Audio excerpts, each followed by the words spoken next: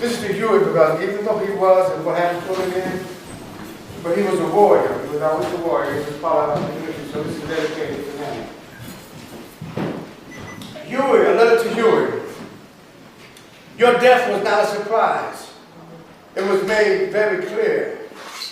Your death was not a surprise. It was made very clear. They wanted you to die like that. Couldn't you read the signs? No more pharaohs, no more hand-to-hand combat, no more settling disputes with the quickness and cleverness of our words. Who, where, what, when. 2x4s in the hands of calloused anger and glorified pain. The music has become the beginning of the end. It has become coarse. It has become hard. Community swept up in the bloodletting and wrath of fortune and fame. Terror and death lying dormant in the face of overwhelming stress, overwhelming disease, overwhelming victim worship.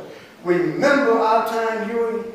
Back in the day, the communities we lived in. We were not middle class, but we were working with class. We were not technically advanced, but we were advancing. Remember the stick horses with the beer cans for horseshoes? Company climb, throughout the neighborhood, throughout the city, throughout our dreams. We could be sheriffs. We could be desperados. We could be men in white hats, black hats. And when all the games and fantasies were over, we all realized we could just be ourselves. Yeah, we had games of fun, games of imagination, games of courage and daring, games of reaching out and sharing with one another. Remember the homemade go-karts? Somebody had to push, somebody had to drive. But back then, we knew how to take turns. Back then, we knew how to work with one another. It didn't matter who was pushing or driving. The only thing that mattered then was that we kept moving forward together.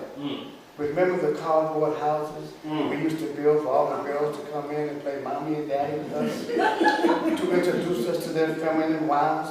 We did not know any Hollywood starlets, no Marilyn Monroes, no Lana Turners, no Rita Hayworths.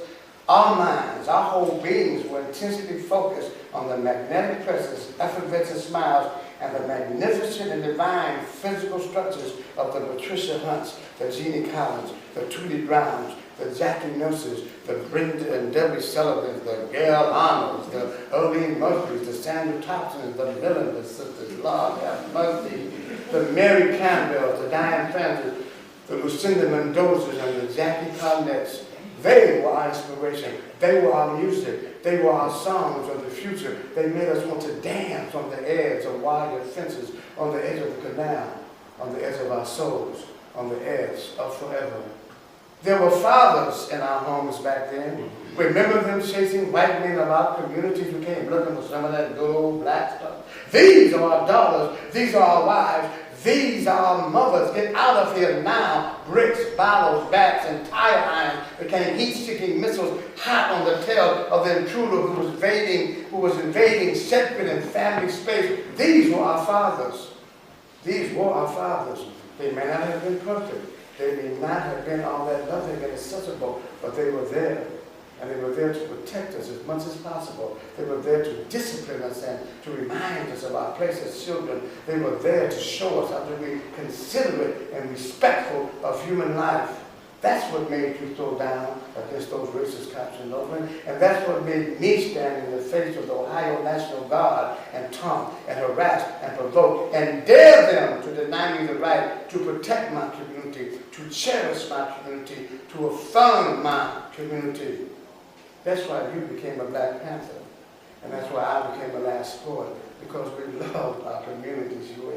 Because we loved our communities, Huey. Because we loved our communities, Huey. We knew their possibilities and their limitations. We knew their strengths and their weaknesses. We knew their beauty and their ugliness. And we were tired of seeing them get beat up and beat down, humiliated, abused, and oppressed. They were never able to dirty or sully your name with me, partner. They can never distort or derange your character in my presence. You had your demons, Huey. We all did. That was part of the struggle.